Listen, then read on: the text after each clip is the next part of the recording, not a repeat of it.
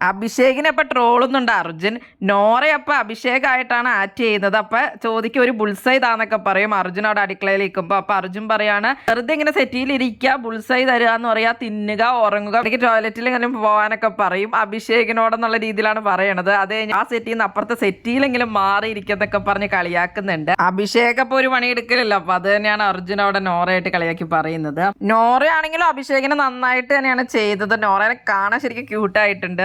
നന്നായിട്ട് തന്നെ അഭിഷേക കിടക്കുന്ന പോലെയൊക്കെ കിടക്കുകയും മൂടില്ലാന്നൊക്കെ അഭിഷേക് എപ്പോഴും പറയൂല എന്തെങ്കിലും പറയാൻ നേരത്തെ. അപ്പൊ അതൊക്കെ അർജുൻ കളിയാക്കുന്നുണ്ട്.